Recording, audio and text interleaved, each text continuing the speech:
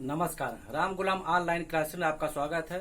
आज हम लोग डीएलएड चतुर्थ सेमेस्टर के सामाजिक अध्ययन विषय के अंतर्गत भारतीय राष्ट्रीय आंदोलन में योगदान की चर्चा कर रहे थे। महात्मा गांधी का योगदान पढ़ रहे थे क्योंकि भारतीय राष्ट्रीय आंदोलन में महात्मा गांधी का योगदान इतना बड़ा है कि उसको एक दो क्लास में शायद हम कवर न कर पाए, इसलिए इसका पार्ट 1, 2 और 3 भी बनेगा।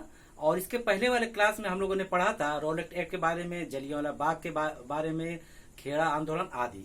आज अध्ययन करेंगे उसके आगे गांधी जी का योगदान खिलाफत आंदोलन और असहयोग आंदोलन में किस प्रकार उन्होंने सहयोग किया। जब खिलाफत आंदोलन की बात आती है तो आप सब सोच रहे होंगे खिलाफत आंदोलन ये तो मुस्लिम आंदोलन था, गांधी जी का कहाँ योगदान सामने आ गया। आज जब हम चर्चा करेंगे तब स्पष्ट हो जाएगा। खिलाफत आंदोलन भारत में 1919 से 1922 तक चला। क्यों चला, चर्चा करते हैं। एक खलीफा पद तुर्की का था। तो दूसरा प्रथम विश्व युद्ध में जब 1914 से लेकर 18 तक जो हुआ उसमें दो गुट इस युद्ध में भाग लिए। एक गुट में अमेरिका था, ब्रिटेन था, दूसरे में तुर्की आदि थे।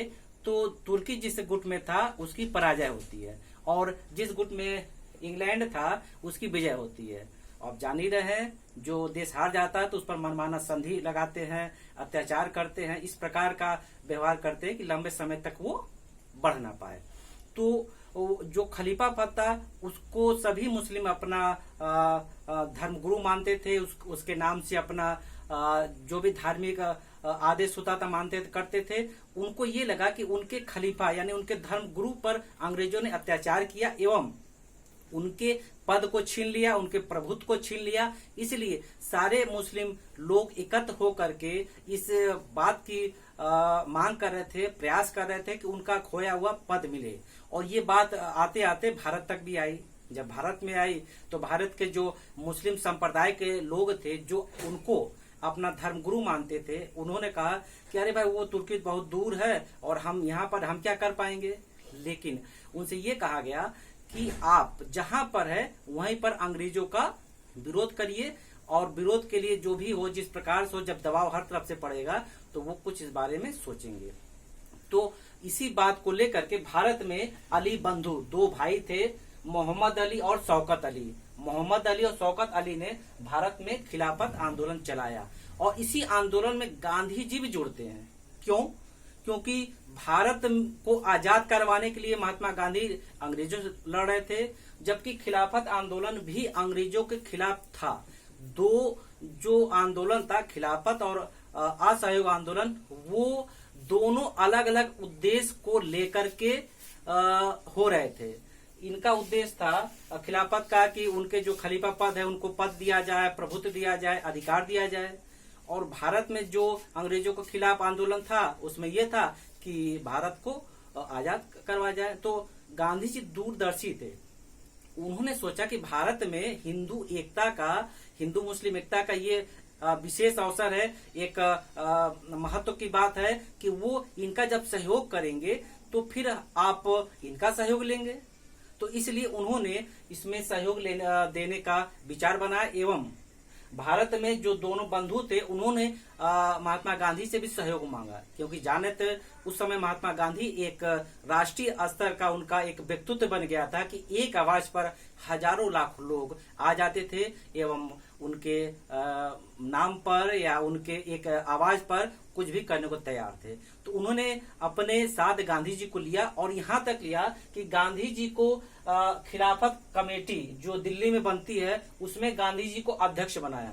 बहुत भी महत्वपूर्ण बात है। हिंदू मुस्लिम एकता का ये उदाहरण है कि खिलाफत कमेटी जो दिल्ली में बनती है उसका अध्यक्ष गांधी जी को बनाया एवं उनके नेतृत्व में एक आंदोलन चला। 1919 की बात है, क्योंकि उसके पहले 1918 में विश्व युद्ध प्रथम खत्म हो गया था। उसमें उसके दौरान तुर्की पर जो अत्याचार हुआ था उसका हक के लिए। तो उस समय गांधी जी ने एक खिलाफत आंदोलन के अंतर्गत विचार विमर्श करके ये कुछ शर्तें रखी अंग्रेजों से एवं कहा कि यदि आप मेरी शर्त मानते हैं, भारतीय मुस्लिम आपके बात विचार से संतुष्ट होते हैं तो हम कोई बात नहीं, आपका जो आप उचित करेंगे, उनके साथ अच्छा व्यवहार करेंगे तो आप कुछ नहीं करेंगे। लेकिन यदि भारतीय मुसलमान असंतुष्ट होते हैं, आप हमारी बात नहीं मानते हैं, मांग नहीं मानते हैं, तो हम भारत में इसके अलावा अपने तरफ से भी एक आंदोलन प्रारंभ करेंगे।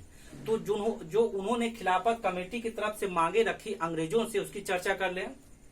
जिसमें उन्होंने रखा सर्वप्रथम प्रथम विश्व युद्ध में विजित राज्य को वापस करना एवं सभी मुस्लिम संस्थान में धर्म संबंधी अधिकार मुस्लिमों के पास रहे एवं 4 क्षेत्र जो मुस्लिम के थे, अरब, सीरिया, इराक और फिलिस्तीन पर केवल मुस्लिम शासन ही हो, यानी कि वहां पर जो शासक हो वो मुस्लिम शासक ही हो।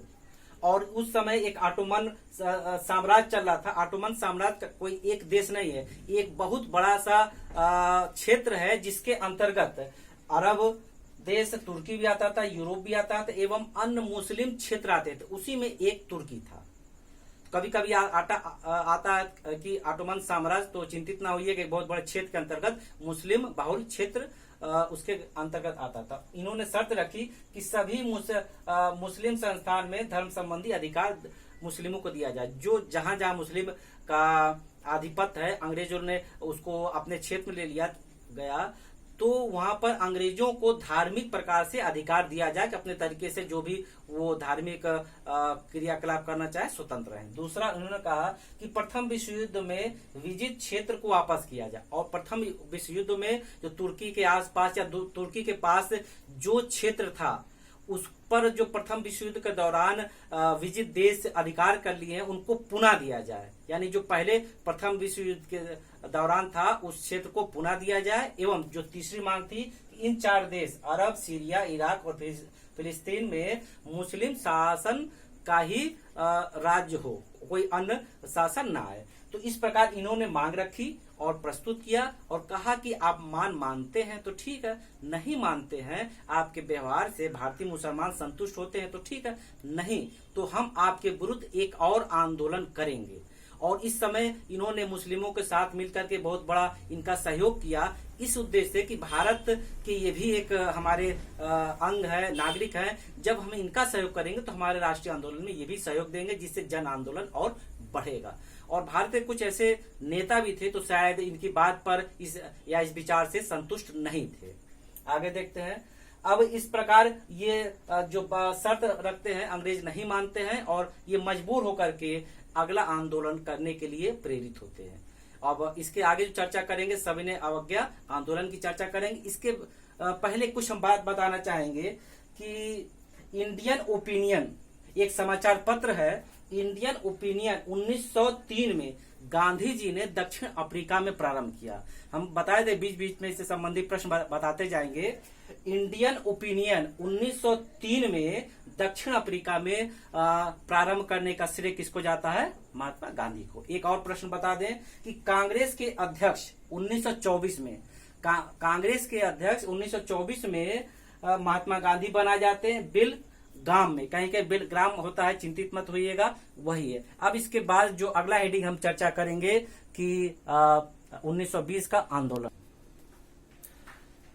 1920 का हम आंदोलन की चर्चा कर रहे थे। असहयोग आंदोलन 1 अगस्त 1920 को गांधी जी प्रारंभ करते हैं। इसके उत्तर में कि उनकी जो बातें थी अंग्रेज नहीं मानते। तो खिलाफत आंदोलन किस प्रकार भारतीय राष्ट्रीय आंदोलन से गांधी जी से जुड़ा था, इसकी चर्चा हम इसलिए यहाँ की है।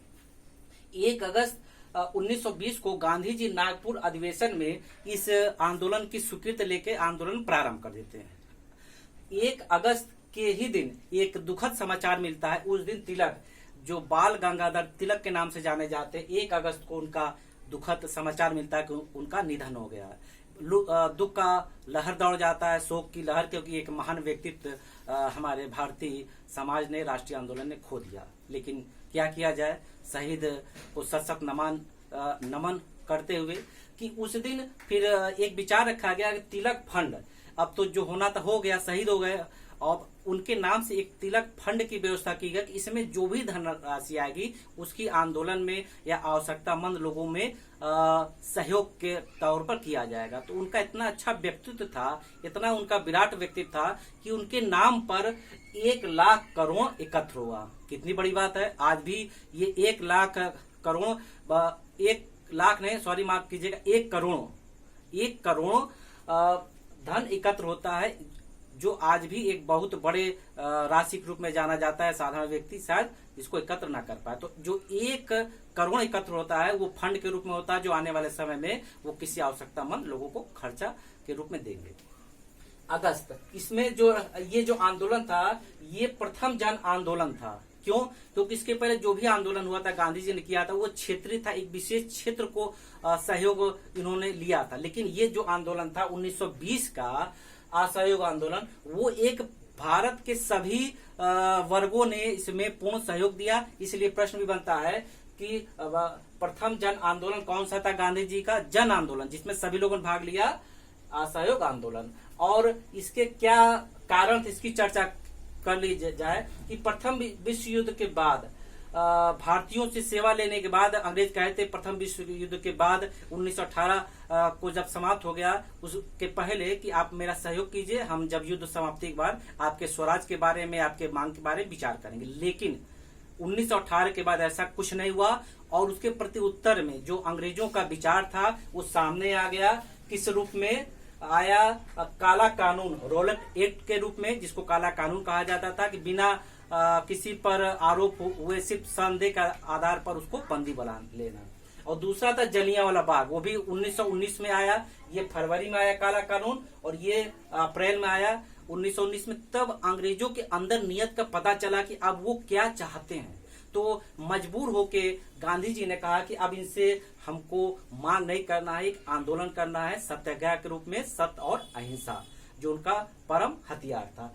तो ये प्रमुख कारण था कि उन्होंने क्या किया, अंग्रेजों के विरुद्ध खिलाफत आंदोलन में भी सहयोग करते हुए और अपने लिए भी क्या किया कि अंग्रेजों के कामों में सहयोग नहीं करना, नाम है असहयोग करना। अर्थात अंग्रेजों से जुड़े कोई भी काम हो, जैसे स्कूल है सरकारी तो स्कूल कहा कि आप छोड़िए, एडवोकेट है सरकारी उनको छोड़िए आदि। एक महत्वपूर्ण ये भी बात थी कि ये इस आंदोलन में ग्रामीण, किसान, मजदूर आदि बड़ी संख्या में आए, महिलाएं आदि बड़ी संख्या में, और लोग भी आए, ये भी बड़ी संख्या में आए क्योंकि इनका जब आंकड़ा बताएंगे तो स्पष्ट हो जाएगा।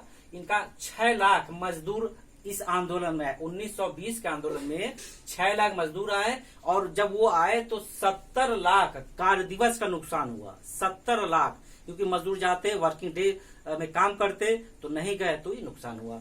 और उसके बाद इन्होंने ये रखा बहिष्कार का, यानी उनके काम में सहयोग नहीं करेंगे और हथियार बनाया बहिष्कार को कि जो भी सरकारी उपाधि है उसका बहिष्कार करेंगे, सरकारी पद का बहिष्कार करेंगे, जो बच्चे सरकारी विद्यालय में पढ़ रहे हैं उसमें बहिष्कार करेंगे, सरकारी वकील बहिष्कार करेंगे, पुलिस बहिष्कार करेगी एवं टैक्स ना देना। जो टैक्स है जहां तक संभव हो भारतीय लोग अंग्रेजों को टैक्स ना दे। और इसके बाद जो भी चुनाव है उस सभी चुनाव में भारतीय लोग उसका सहयोग ना करें और विदेशी वस्तुओं को त्यागें। ये सब बहिष्कार था, यानी त्यागना। एक और था क्रियात्मक काम किए, यानी कुछ अच्छा काम किए। शराबबंदी, जो शराब की दुकानें हैं, जो अंग्रेज लोग शराब पिला के भारतीयों को दूसरा रास्ता दिखा रहे थे, शराबबंदी पर जोर दिए। खादी का प्रयोग पर बल दिए। खादी के प्रयोग पर याद आया, एक प्रश्न बनता है कि गांधी जी खादी का प्रतीक किसे मानते हैं? गांधी जी खादी का प्रयोग किसे मानते हैं, किस प्रकार मानते हैं? आर्थिक स्वतंत्रता के रूप में। गांधी जी खादी का प्रयोग किस रूप में मानते हैं, किस प्रतीक में मानते हैं? आर्थिक स्वतंत्रता के रूप में। इन्होंने खादी के प्रयोग पर बल दिया जिससे आत्मनिर्भरता आएगी एवं छुआछूत। उन्होंने कहा ये क्या चीज है, भारत कहाँ जा रहा है, आजाद होने की कगार पर है, हम सब आगे बढ़ रहे हैं, ये छुआछूत क्या है, हमको पीछे ले जा रहा है समाज को। इसलिए उन्होंने कहा कि छुआछूत त्यागो। स्वदेशी प्रयोग, अपने देश में बने वस्तुओं का खुल के प्रयोग करिए जिससे अपने देश का पैसा अपने देश में रहेगा। राष्ट्रीय शिक्षा, और इसके लिए सब लोगों ने कहा कि हमारे देश के बच्चे बिगड़ जाएंगे, पढ़ाई स्कूल में नहीं जाएंगे, इसलिए उन्होंने राष्ट्रीय शिक्षा के प्रोत्साहन के लिए देसी पाठशाला को प्रोत्साहन दिया और कहा कि हम छोटे छोटे स्तर पर देसी पाठशाला बनाएंगे। ये समाज सुधारक एक टीचर के रूप में, निर्देशक के रूप में बनकर लोगों को शिक्षित करने लगे और इसके अंतर्गत तमाम ऐसे कॉलेज और विश्वविद्यालय भी उस दौरान बने। इस प्रकार हम देखते हैं जो असहयोग आंदोलन है चल रहा था, लेकिन एक चौरी चौरा कांड के कारण ये जो एकदम तीव्र गति में था, अब लग रहा था कि अब आजादी आ जाएगी, अब सब कुछ सही हो जाएगा। लेकिन एक चौरी चौरा कांड होता इसी दौरान 5 फरवरी 1922 को, गोरखपुर के निकट स्थान है चौरी चौरा, वहां 5 फरवरी 1922 को भीड़ द्वारा, पुलिस द्वारा झड़प होती है। पुलिस ने लाठी एवं गोली चलाती है तो कुछ लोग मारे जाते हैं, कहीं की संख्या 3 आती है, कहीं कहीं कुछ लोगों आती है।